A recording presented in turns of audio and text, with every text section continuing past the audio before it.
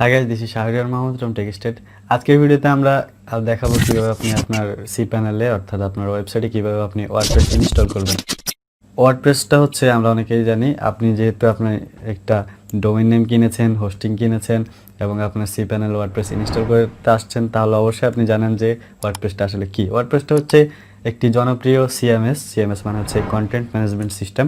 ওয়ার্ডপ্রেসের মাধ্যমে আপনি কোনো রকম কোডিং ছাড়াই আপনি আপনার ওয়েবসাইট কন্টিনিউ করতে পারবেন, বিল্ড করতে পারবেন। বিশ্বের টোটাল ওয়েবসাইটের মধ্যে 30 থেকে 35% ওয়েবসাইট কিন্তু ওয়ার্ডপ্রেস দ্বারা বিল্ড করা।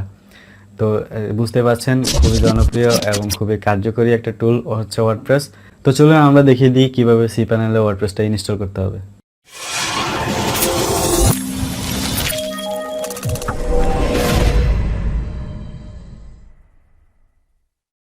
ওকে, আপনি আপনার ওয়েবসাইটে অর্থাৎ আপনি যদি আপনার ওয়েবসাইটে cPanel ওয়ার্ডপ্রেস ইনস্টল করতে চান, তাহলে আপনি cPanel ইউজার নেম এবং পাসওয়ার্ড দিয়ে প্রথমেই cPanel লগ ইন করতে হবে। cPanel লগ ইন করার পর আপনার এখানে cPanel সবগুলো ইন্টারফেস মানে cPanelটা এখানে ওপেন হবে। তো ওয়ার্ডপ্রেস ইনস্টল করার আগে আমরা প্রথমে এখানে এসে দেখি যে আমাদের সাইটটা আসলে কেমন। তো আমরা tech-state.com দেখেন, এখানে আমাদের সাইটটাতে আসলে কিছুই নেই, ডোমেইন নামটা একেবারে ফাঁকা, আমাদের ওয়েবসাইটটা একেবারে ফাঁকা, এখানে কিছু নেই। তো এই সাইটটিতে এখন আমরা ওয়ার্ডপ্রেস ইনস্টল করব, সেজন্য আমরা আবার cPanel যাচ্ছি। তারপরে এই যে উপরে আমরা দেখতে পাচ্ছি যে সার্চ বক্স আছে, আমরা বক্সে এসে সার্চ করব সফটওয়্যারগুলোস লিখে SOFT। তো সফটওয়্যারগুলোস লিখলে এখানে সফটওয়্যারগুলোস অ্যাপ ইনস্টলের আন্ডারে যতগুলো অ্যাপ আছে, জুমলা, ওয়ার্ডপ্রেস অনেকগুলি আসবে। তো আমরা জাস্ট শুধু ওয়ার্ডপ্রেসে ক্লিক করব।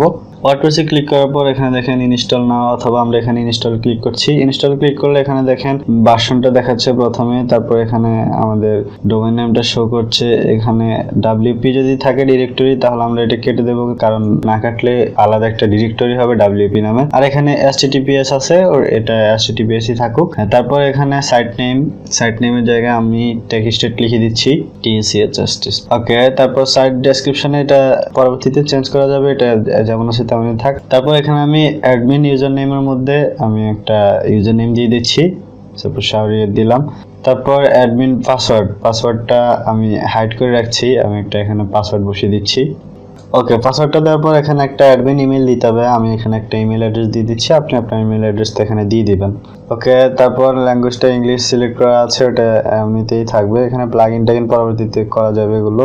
তো আমরা নিচে চলে এলাম। তারপর এখানে দেখেন কয়েকটা ডেমো থিম দেখাচ্ছে, এগুলো ফ্রি হলে এগুলো দিয়ে কিন্তু আপনি ওয়েবসাইট কন্টিনিউ করতে পারেন। তো আপনি যদি চান তাহলে এখান থেকে একটা ডেমো থিম সিলেক্ট করে তারপর ইনস্টল করে নিতে পারেন, তাহলে থিমটা সহ ইনস্টল হয়ে যাবে। তো আমি এখানে একটা থিম সিলেক্ট করে দিলাম।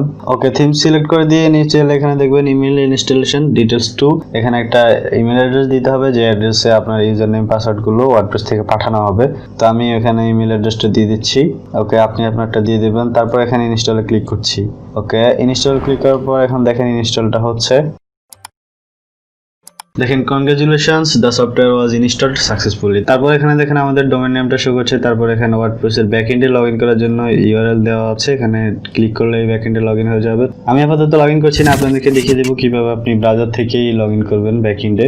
তো এখন আমরা যদি আমাদের সাইটটি ভিজিট করি, তাহলে দেখবো যে এখানে ওই যে থিমটা সহ একটা ওয়েবসাইট এখানে সেটআপ হয়ে আছে।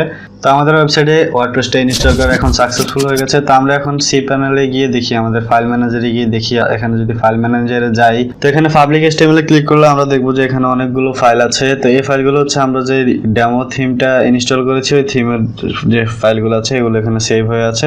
সবগুলো ফাইলে আমাদের ফাইল ম্যানেজারে সেভ হয়ে থাকবে সমস্ত ডাটাগুলি।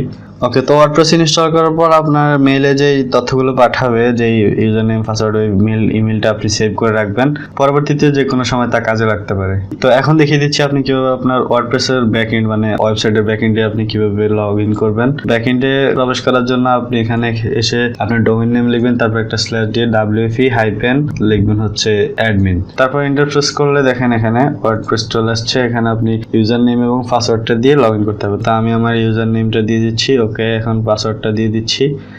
ওকে, ইউজার নেম এবং পাসওয়ার্ড দেওয়ার পর লগইনে ক্লিক করলে আমি আমার সাইটের ব্যাকএন্ডে লগইন হয়ে যাব। দেখেন এখানে আমরা ওয়ার্ডপ্রেসের ব্যাকএন্ডে লগইন করে ফেলেছি, ড্যাশবোর্ডে লগইন করে ফেলেছি। তো পরবর্তীতে কিভাবে আপনি অন্য থিম, এখানে ডেমো থিমগুলো ছাড়া, ফ্রি থিমগুলো ছাড়া আপনি কিভাবে পেইড থিম এখানে ইনস্টল করবেন, বা আপনার নিজের বিল্ড করা থিম আপনি কিভাবে আপনার ওয়েবসাইটে ইনস্টল করবেন, সবগুলো বিষয়ে আমরা পার্ট বাই পার্ট টিউটোরিয়ালের মাধ্যমে আপনাদেরকে দেখিয়ে দেবো। এবং ওয়েবসাইটের এখানে ড্যাশবোর্ডের প্রত্যেকটা বিষয় নিয়ে প্লাগইন, ইউজার টুলস, সেটিংস প্রত্যেকটা বিষয় নিয়ে আমরা আমাদের চ্যানেলে ভিডিও আপলোড করব। তাছাড়া ওয়েব ডিজাইন ডেভেলপমেন্ট সম্পর্কে আমাদের পরবর্তী ভিডিওগুলো দেখার জন্য আপনি অবশ্যই আমাদের চ্যানেলের সাথে কানেক্ট থাকবেন। ইন্টারনেট ছাড়া অফলাইনে আপনার কম্পিউটারে লোকাল হোস্টে কিভাবে ওয়ার্ডপ্রেস ইনস্টল করবেন সে সম্পর্কেও আমরা ভিডিও আপলোড করব। সো গাইস, আশা করছি আপনি বুঝতে পেরেছেন কিভাবে ওয়ার্ডপ্রেসটা আপনি cPanel ইনস্টল করবেন, এবং আমরা cPanel ওয়ার্ডপ্রেস ইনস্টলের পাশাপাশি কিভাবে একটা ডেমো থিম আপনি সেটআপ করবেন, ইনস্টল করবেন সেটিও দেখিয়ে দিলাম। যদি কোনো সমস্যা হয় বুঝতে অবশ্যই কমেন্ট করবেন। আর ওয়ার্ডপ্রেস সম্পর্কে আমাদের পরবর্তী ভিডিওগুলো পাওয়ার জন্য আমাদের চ্যানেলের সাথে অবশ্যই কানেক্টেড থাকবেন। পরবর্তী ভিডিও দেখার আমন্ত্রণ জানিয়ে এখানে বিদায় নিচ্ছি। আল্লাহ হাফেজ।